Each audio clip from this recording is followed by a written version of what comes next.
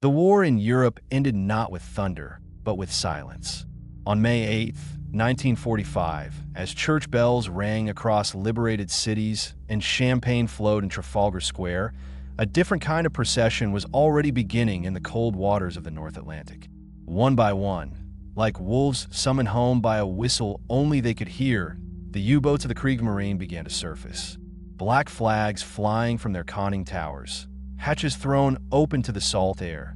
They emerged from the depths that had been their hunting grounds for 6 long years. The predators were surrendering. By the time the last submarine limped into port 3 weeks later, the Allies faced an unprecedented dilemma. Scattered across harbors from Norway to Scotland, from Wilhelmshaven to Loch Ryan, lay the remnants of Hitler's underwater fleet. 156 U-boats, some still reeking of diesel and sweat, others bearing the scars of depth charge attacks that had failed to kill them. These were not merely defeated vessels. They were technological marvels, floating laboratories of maritime warfare that had nearly severed Britain's lifeline across the Atlantic. Each submarine represented thousands of engineering hours, millions of Reichsmarks, and the distilled tactical knowledge of the Kriegsmarine's most experienced commanders. The question now was simple, yet fraught with complexity. What does one do with the weapons of a vanquished enemy when those weapons might prove valuable to tomorrow's conflicts?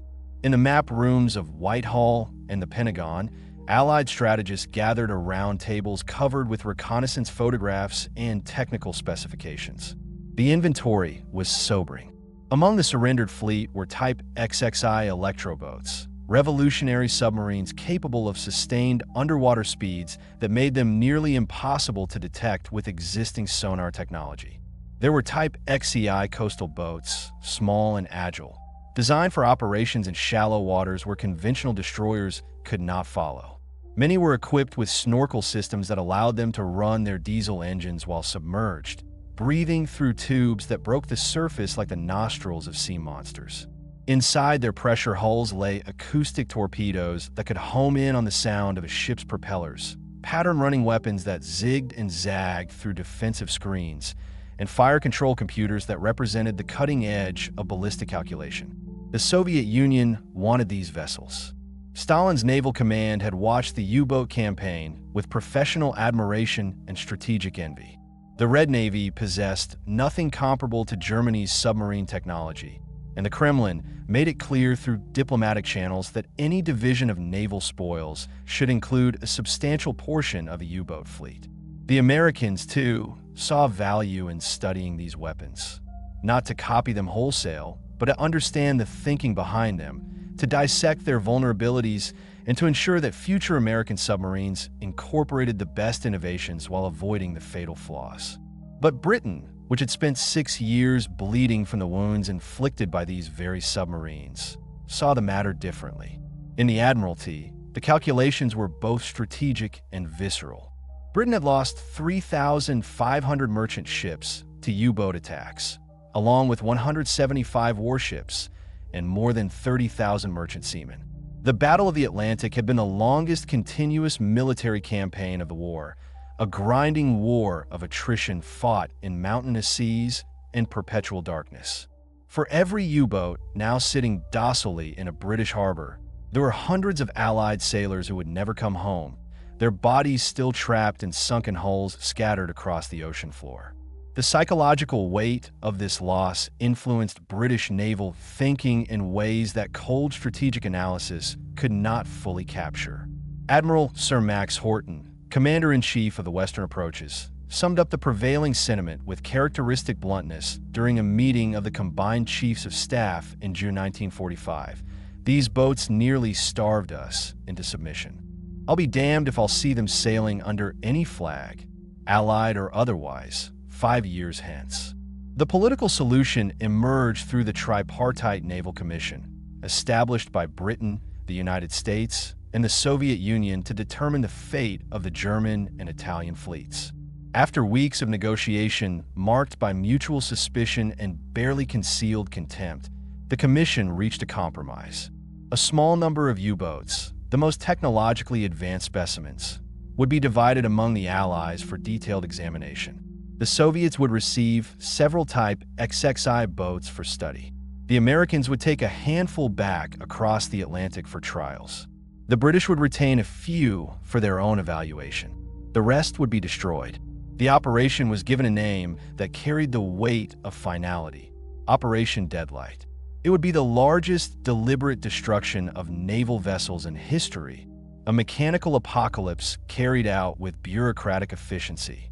The execution would fall primarily to the Royal Navy, and the location chosen for this mass scuttling was an area of the Atlantic northwest of Ireland, in waters deep enough that the wrecks would never pose a hazard to navigation, far enough from shipping lanes that the operation could proceed without interference. Preparation began in the late summer of 1945. The U-boats, many of which had been sitting idle for months with skeleton maintenance crews keeping them from rusting into uselessness, had to be made ready for their final voyage.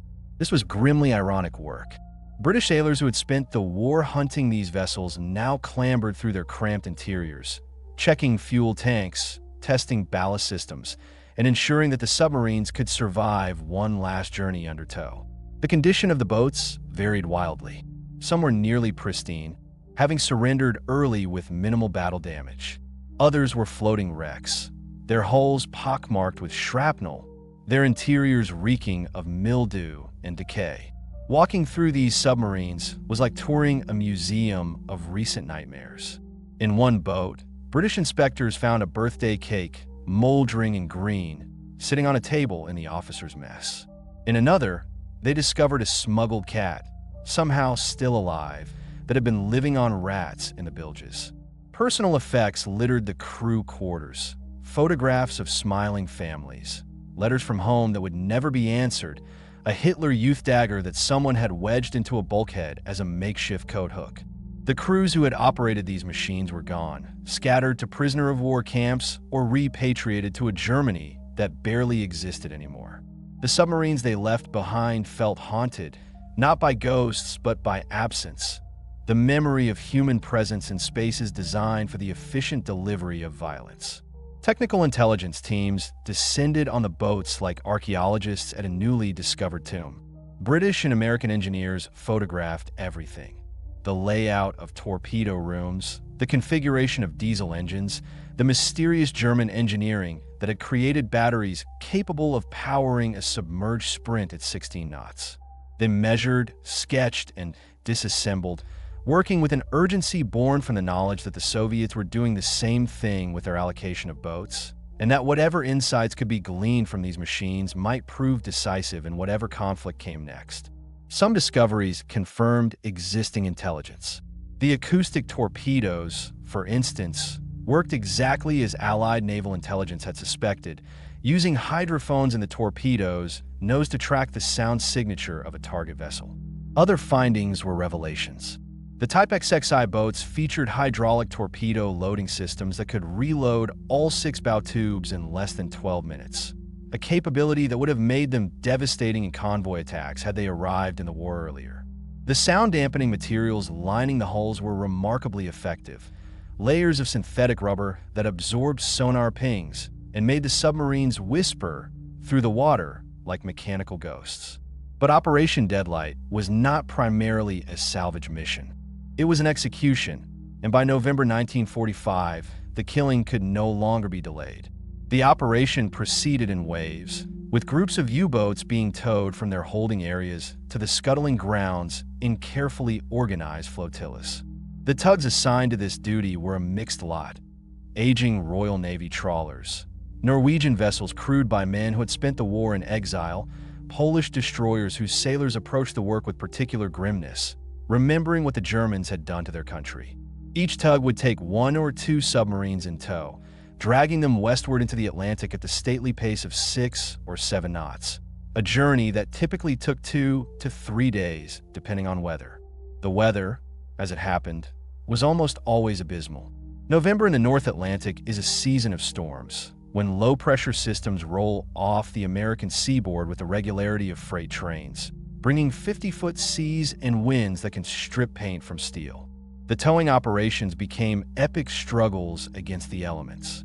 Lieutenant Commander Piers Morton, aboard the British tug HMS Assiduous, later described the scene in his war diary with the understated precision of a man who had witnessed something both terrible and sublime.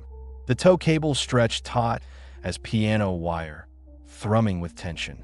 The U-boat behind us rode the swells like a dying whale, wallowing in the troughs and occasionally disappearing entirely behind the crests of following seas. At night, with only our stern light to guide them, the submarine appeared as a darker shadow against darkness, a shape that occasionally caught the moon and gleamed like wet iron. The men call them ghost boats. I cannot say they were wrong. Some submarines broke loose during these voyages. The tow cables, subjected to forces they were never designed to withstand, would snap with cracks like artillery fire, and the U-boat would drift away into the storm, left to founder or wash ashore as fate decreed. Several washed up on the Irish coast, where they attracted crowds of curious locals who clambered over the hulls and stripped them of anything movable before the authorities could arrive. One boat, U-1023, drifted for nearly a week before running aground on the Isle of Tiree in the Inner Hebrides, where it became a temporary tourist attraction before being refloated and towed out for a second attempt at scuttling. But most made it to the designated coordinates, a patch of ocean about 200 miles northwest of Malin Head, where the seabed dropped away to depths exceeding 500 fathoms. Here, the ritual of destruction unfolded with methodical efficiency. The procedure varied depending on the condition of the U-boat and the weather conditions. Some submarines were simply abandoned, their sea cocks opened, their hatches left unsealed, allowing the Atlantic to pour into their hulls through every opening until the weight of water overcame buoyancy and they slipped beneath the surface. Others required more persuasive measures. Naval gunners aboard the escorting destroyers would open fire with deck guns, punching holes through the pressure hulls, shattering the conning towers, reducing in minutes what had taken months to build.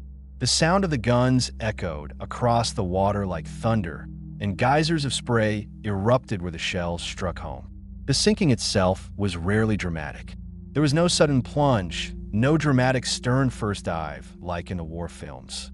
Instead, the U-boats settled slowly, reluctantly, as if resisting their fate. The water would creep up the hull, inch by inch, covering the saddle tanks and reaching for the deck gun.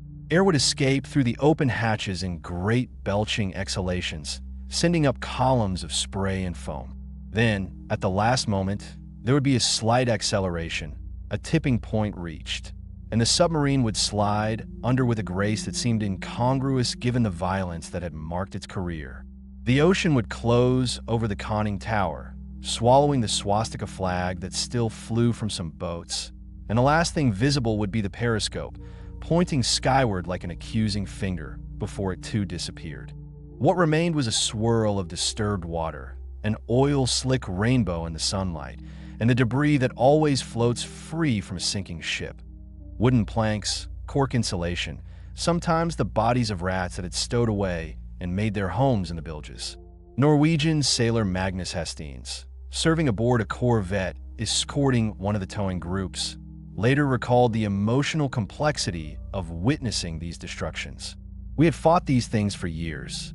We had lost friends to them, had seen ships we escorted go down with all hands. You would think watching them sink would bring satisfaction, maybe even joy, but it didn't feel that way. It felt like we were burying something, putting down a dangerous animal. Yes, but also destroying something that men had built with skill and intelligence. I remember one of our gunners, after we'd put shells into a U-boat and watched it go down, he turned to me and said, "What a waste." And he was right. It was a waste. A waste of metal, of engineering, of the lives spent building them and the lives spent destroying them. The whole damned war was a waste. The operation continued through the winter of 1945 to 46, proceeding in fits and starts as weather permitted. Between November and February, 116 U-boats were sent to the bottom. Each one was logged with bureaucratic precision. The boat's designation, the date and time of scuttling, the coordinates of the final position, the method of destruction employed. The Royal Navy was creating a graveyard, and like any cemetery, it kept meticulous records. Not everyone accepted the necessity of deadlight. Some American naval officers argued that the wholesale destruction was short-sighted, that the submarines represented a strategic asset that could be used for training or study. Soviet protests were more strident, with Moscow claiming through diplomatic channels that the operation violated the spirit, if not the letter of the agreements regarding division of naval spoils. There were rumors, never confirmed but persistent, that Soviet submarines were operating in the area, attempting to locate and mark the wrecks for possible future salvage. The British proceeded regardless, driven by a determination that bordered on obsession. These boats had nearly brought Britain to its knees. They had forced the adoption of convoy systems, had required the deployment of hundreds of escorts, had turned the Atlantic into a hunting ground where merchant sailors went to sea knowing that their chances of survival diminished with each voyage. The psychological trauma of the U-boat campaign ran deep in the British psyche, and Operation Deadlight represented a form of exorcism, a way of ensuring that this particular nightmare could never be repeated. By March 1946, the work was essentially complete.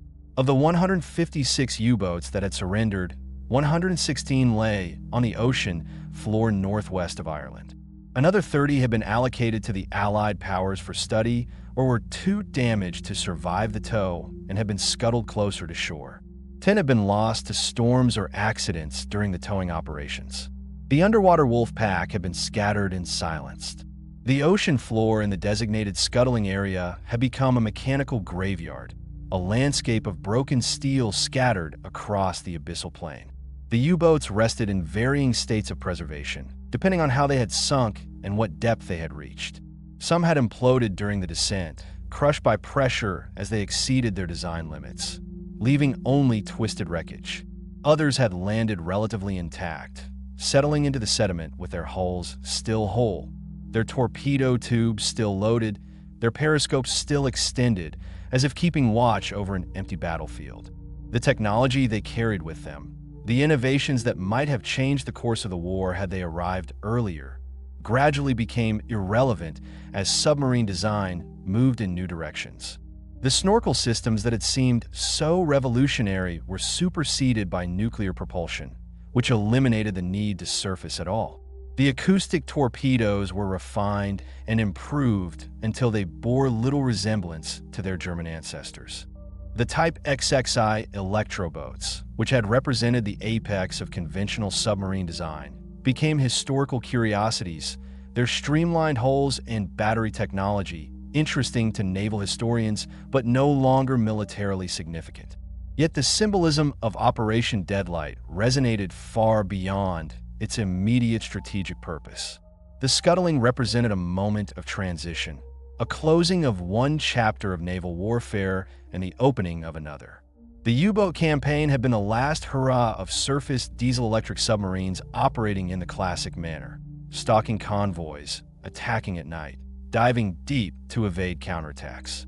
The future would belong to nuclear submarines that could circle the globe without surfacing, to ballistic missile boats that carried arsenals capable of destroying entire nations, to underwater vessels that bore little resemblance to the cramped, dangerous, oil-stinking boats that now lay scattered across the Atlantic floor. In the decades that followed, the wrecks became destinations for a different kind of visitor. Recreational divers discovered them, penetrating the dark interiors with modern lights and cameras, retrieving artifacts that found their way into museums and private collections.